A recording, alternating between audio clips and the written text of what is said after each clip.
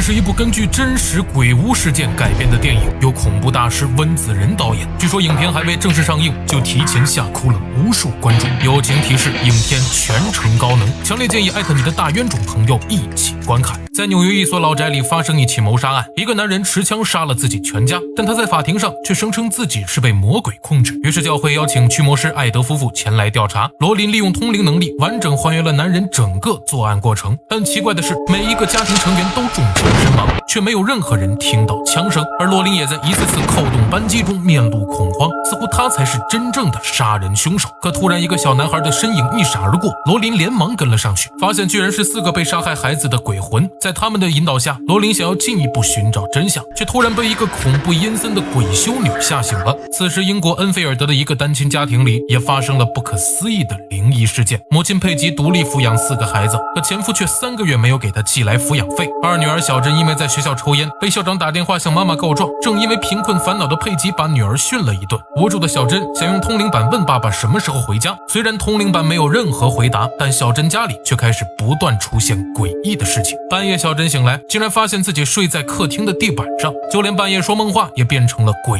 异的声音，吓得姐姐小美晚上根本不敢关灯睡觉。弟弟比利半夜爬起来找水喝，突然看到院子里的秋千诡异的在夜色中自己摇晃起来，玩具汽车也奇怪的自行启动。比利没有多想，将玩具关闭电源放进了帐篷里，可他刚准备上床睡觉，玩具汽车突然自己跑了出来。比利好奇地上前查看，却在帐篷里发现了一个鬼影。惊恐的比利瞬间吓得尖叫起来，母亲连忙赶来查看，可当他打开帐篷时，里面却什么也没有。更让人感到恐怖的是，就连下雨天好像也在闹鬼。小珍一个人在家里看电视，可突然电视却自动换台了。小珍起初以为是机器故障，不以为然地调回自己喜欢的节目，没想到转眼之间电视又顽固地开始自动换台。小珍生气地拍了拍电视，可回头时却发现遥控器诡异地不见了。这时小珍才感觉到有点害怕，她狐疑地看着空荡荡的房间，刚想试着再次换台，耳旁突然响起一个老人愤怒的声音，家里好像有个看不见的人正在执拗地干涉着他们的生活。为了防止自己晚上再次梦游，小珍特意在睡觉前用绳子捆住自己的手，可到了半夜时醒来，却发现自己诡异地摔倒在床下。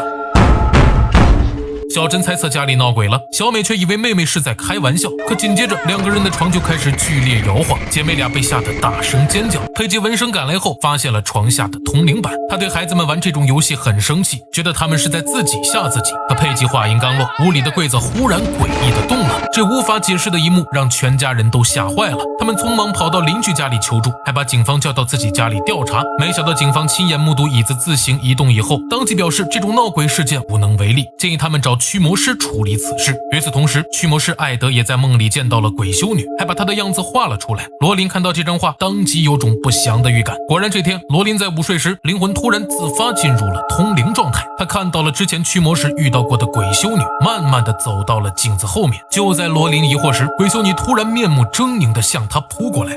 罗琳大声质问鬼修女究竟是谁，没想到身体突然失去控制，不由自主地在圣经上画出了几个字母，眼前还诡异地出现了艾德被木桩戳死的画面。这难道是鬼修女的预言吗？佩吉家里闹鬼的事情传出以后，媒体立即敏锐发觉其中隐藏的商机，他们以帮助佩吉一家脱贫为诱惑，独家报道小珍被鬼附身的怪事。节目一经播出就引起轩然大波，那些不相信有鬼的人纷纷质疑，各种无神论专家也对此发表否定观点。可就在电视节目的录制现场，小珍却再一次被鬼附身了。她诡异地笑着抬起头，嘴里却发出一个老年男人的声音，慢悠悠地诉说自己当年死亡的样子。很快就有人证明小珍说的一切竟然都是曾经发生过的事实。无神论专家当即反驳，这只是口技表演，世界上不可能发生鬼魂附身的事。但教会还是把录音送到艾德夫妇家里，想委托他们去调查事情的真假。罗琳劝说艾德不要接手这件事，因为鬼修女的警告让他毛骨悚然，如果随意到佩吉家里去捉鬼驱魔，可能会让艾德被木桩戳死的预言成真。但艾德却坚持要前往调查，因为驱魔人的使命就是阻止有人在鬼魂面前不幸丧生。罗琳拗不过艾德，只好跟随丈夫来到佩吉的家。那间闹鬼的屋子已经被铁链牢牢锁住了门。艾德夫妇看到墙上挂满了十字架，但屋里还是一片狼藉，看来十字架并没有起到任何作用。而家里闹鬼的事情让小珍产生了心理阴影。为了让小珍消除戒心，罗琳讲出自己小时候的经历。原来她曾见到过一个天使，从此才拥有了阴阳眼的能力。罗琳还教给小珍怎样和鬼魂相处，这才拉近了和小珍之间的距离。艾德让小珍含在嘴里一口水再说话，以此证明他不是用口技来表演。很快小珍再次被鬼附身，但鬼魂提出一个令人匪夷所思的要求，需要他们转过头后才能开始回答问题。罗琳在谈话中悄悄进入通灵状态，但他的阴阳眼却没有任何发现。然而事实表现，鬼魂也在逐渐失去耐心。晚上，小珍又一次把自己的手绑在床上，可这一次半夜醒来，竟然发现自己诡异地睡在房顶，而那个老人正坐在沙发上摇晃。然而下一秒，他的身体穿过楼板，瞬间出现在那间锁着铁链的房间。小珍惊恐地看着四周墙壁上的十字架，好像虚空中有人把他们都翻转了过来。突然，老人双眼闪烁着黄光，吼叫着向小珍扑了过去。此时佩吉也从睡梦中惊醒，他发现女儿不见了，赶紧跑到那间闹鬼的屋外，果然听到里面传出小珍凄厉的惨叫声。佩吉从门缝中清楚看到老人诡异的脸庞一闪而过。艾德夫妇听到动静也赶了过来，佩吉匆忙找出钥匙打开铁链。三人冲进房间时，小珍还在窗帘的包裹中拼命挣扎。罗琳通过阴阳眼看到墙上的十字架还在微微晃动，几人面面相觑，难道这间屋子真的有鬼吗？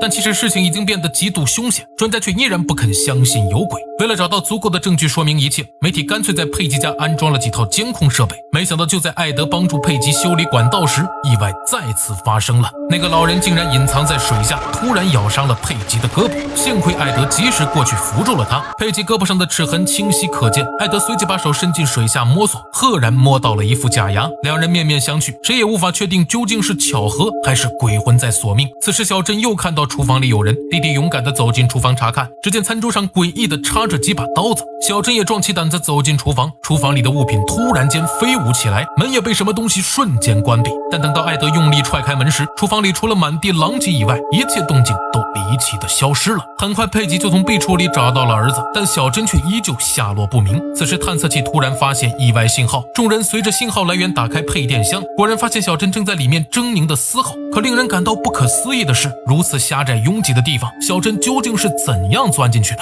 检测人员很快给出了答案，录像显示是小珍在厨房里摔东西，还把勺子用力弯曲制造假象。调查人员对这场闹剧失去了耐心，建议艾德夫妇终止调查，不要让这个谎言再羞辱自己的智商。看到所有帮助他们的人都走了，小美忍不住询问小珍，真的是她在制造假象吗？可小珍却流着泪表示自己除了这样做没有任何选择，如果不用这种方式让艾德夫妇离开，鬼魂就会杀了他们全家。此时艾德也在火车上凑巧破解了秘密，原来录音带里竟然隐藏着求救信号，那个老人的话语被完整的播放出来。罗琳也瞬间进入了通灵状态，他看到老人坐在沙发上，迷茫地表示自己只是想回来看看家人，却没想到被控制着无法离开这里。罗琳刚想询问原因，鬼小女就从黑暗中走了出来，用毒神的方式向罗琳发起攻击。罗琳顿时惊醒了过来，鼻子里也流淌出2道血迹。他匆匆告诉艾德，佩吉一家此刻已经极度危险，必须马上赶去救援，否则他们的灵魂都将被鬼修女占有。可当他们赶到佩吉家时，门窗已经被恶魔堵死，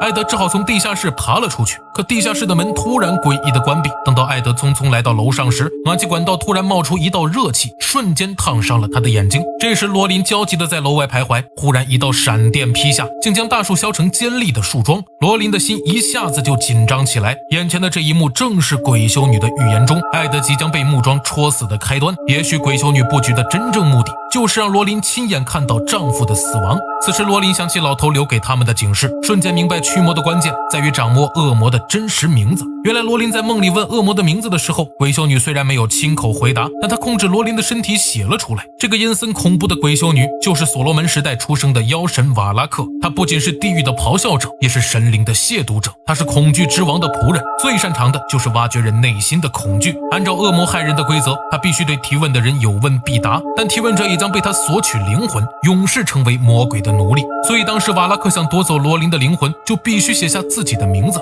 得知一切的罗琳匆匆拿着圣经跑上楼，此时小珍正在被瓦拉克控制，想要跳楼自尽。艾德一把拉住了小珍，但2个人的身体也悬挂在窗外，窗帘已经被撕扯得渐渐开裂。瓦拉克预言中的凶杀即将上演。就在危急关头，罗琳镇定地喊出魔鬼的名字，瓦拉克瞬间消失了。2个家庭终于有惊无险地摆脱了噩梦。这部电影用独特的方式告诉世界，当自己的家人遇到危险时，你需要拥有敢于共同面对的勇气。我是香猪，咱们下期见。